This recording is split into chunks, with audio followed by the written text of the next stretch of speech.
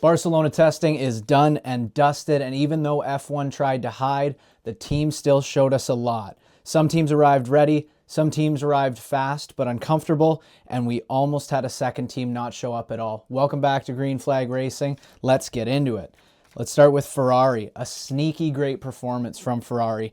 I'd hate to say I'm surprised, but I was not expecting this. 442 laps in total. They were extremely convincing across all 5 days. Quiet and methodical early before Lewis Hamilton threw in a 116.3 on Friday afternoon to top the timing sheet on the week. They locked into long runs right away, minimal issues and stoppages across their entire program, and they didn't spend the final days searching for answers. They clearly liked what the car was telling them. Lewis said he prefers the feeling to these new cars versus the old ones already, and Charles was beaming in all of his interviews this week. So all good signs at Ferrari. Mercedes, the clear measuring stick so far, in my opinion. 500 laps in total, the most out of any team. They didn't necessarily light up the timing sheets throughout the week, and they looked conservative at times, but the messaging from the team says a lot more. George Russell was noticeably upbeat in interviews, not hyped necessarily, but he also wasn't shy to say that it's more predictable and stable than last year's car, and he likes the feeling. Andrew Shovlin, their head of trackside engineering, was even more telling what he had to say. It didn't speak like someone who was searching for answers. It talked like a team that was validating something that they already believe in. Shovlin emphasized correlation, that what Merc are seeing on the track is finally lining up with what they're seeing in the simulator. And as we know from the past few years in the ground effect era, that was not the case for Mercedes. Like I said, big change. Numbers are now matching. And it rings true to what we saw on track this week. There were a lot of heavy fuel, long runs, minimal lap time chasing, and they didn't even run on Friday, which were the best conditions of the week, and yet they still set a pretty respectable time. Now, of course, the caveats of testing, we can only take lap times so much. But the confidence is oozing out of this team. Does it translate to front running pace, though? Now let's dive into some teams we have more questions than answers about, and that'll be Red Bull and McLaren. Red Bull, a pretty mediocre week overall, kind of up and down. 303 laps in total. Most of the waves were made by Red Bull powertrains, though. Throughout the paddock, people were very impressed with the performance of their in-house engine for its being its first time on track.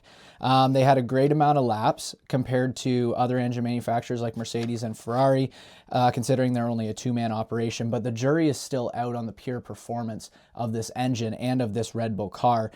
They had more stoppages and tweaks than Mercedes and Ferrari did throughout the week, especially when Isaac Hadjar crashed late on their second day of running. There was some speculation they wouldn't be able to get back out, but they did repair the car, and Max Verstappen was out on Friday and put in a good number of laps, 119, I believe. Barcelona didn't necessarily expose weaknesses with Red Bull, but it did expose work that needs to be done.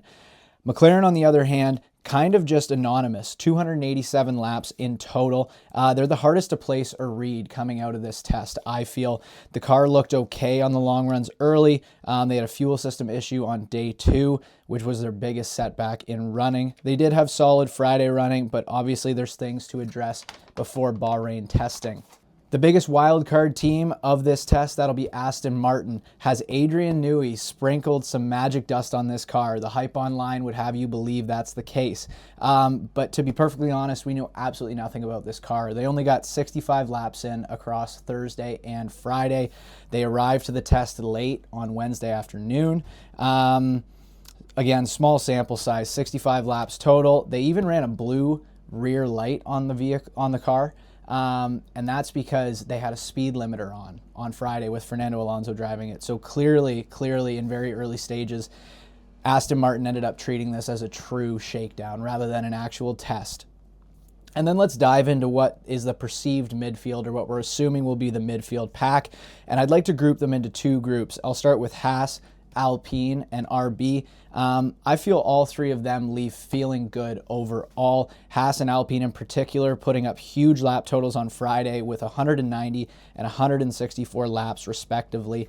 And then we dive into Audi and Cadillac. Audi has a lot to get done. Mattia Binotto said that it's the largest to-do list he's ever seen in his F1 career. It was an unproductive week as a whole with significant issues causing 2 red flags and lots of time in the garage. They got 60% of their running in on Friday.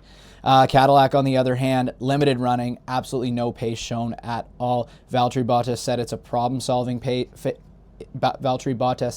problem-solving phase for the team, and allegedly they got into some setup work by the end of the week, according to Sergio Perez, and the team still claims to be happy with the test. So in conclusion, where does this leave us? Well, it doesn't leave us with a pecking order, that's for sure, but what it does leave us with is an idea on who's confident in their package and who is not, and that's kind of how we layered it. Ferrari and Mercedes should be very happy with the way things went this week and how their package looks. Red Bull and McLaren seem to have some work to do, and then the midfield mixed reviews with Aston Martin being the largest wild card on the grid. And again, has Adrian Newey done something special with that car?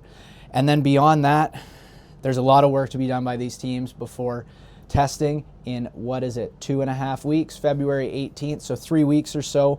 We're back on track. We'll have some videos for you in between there, and all these teams will be working to fix the issues they ran into this week and show up ready in Bahrain with 2 3-day sessions, back-to-back weeks in February. But that'll be it for us today here at Green Flag Racing. Thank you so much for listening. Please like and subscribe.